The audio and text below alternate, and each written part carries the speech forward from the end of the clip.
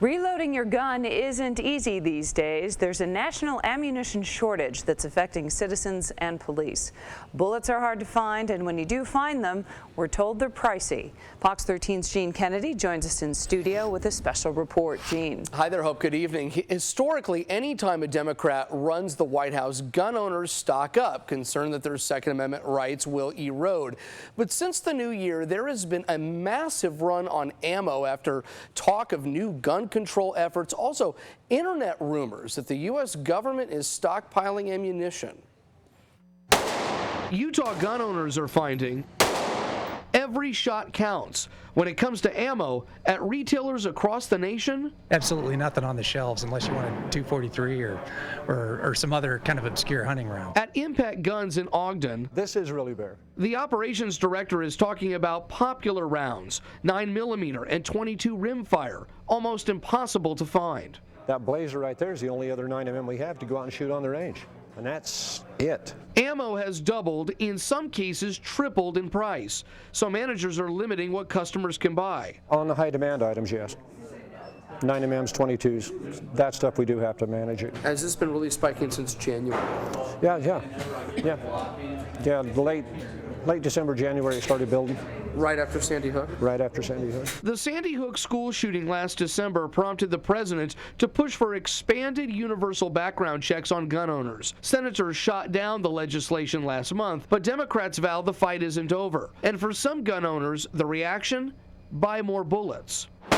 It's fear. It's basically people are wanting to make sure they have what they're afraid they might not have available to them at a later time. The second reason, I think, is you see the federal government snatching up a whole bunch of ammo with the Department of Homeland Security. The government's buying it all up so we can't have it, and that's how they're going to control us. I mean, there's dozens of tales, but you know, what do I know? I don't. Utah Congressman Jason Chaffetz and other Republicans are questioning whether the Department of Homeland Security is stockpiling ammunition.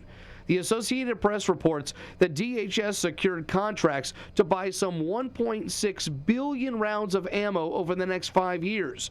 That would have supplied the Iraq War for 24 years. If true, Chaffetz says DHS has more ammo per person than the U.S. Army. Yet Homeland Security is using about 1,000 more rounds per person. They're exposed to a variety of situations, especially those agents that are on the border. They not only just have one weapon, they might have 3 weapons. We have not purchased 1.6 billion rounds of ammunition. DHS says the number is more like 750 million rounds that are used for training. The agency says it's buying in bulk to save taxpayer money. Members of Congress are still investigating if that's true. There's no accountability for where this ammunition's going. Sir, I can assure you that the ammunition is accounted for, and they have laws. Where? We've been asking for this for a long time.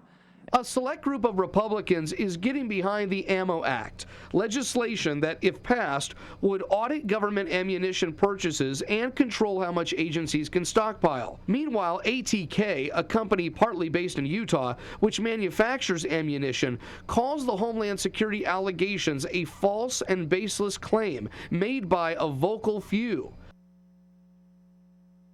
Now, whether this ammunition shortage is spawned by a rational concern or paranoia, regardless, the shortage is having a very real impact on some Utah police departments. We're going to have more on that angle of the story coming up at 9:30. For now, live in the studio, Gene Kennedy, Fox 13 News, Utah.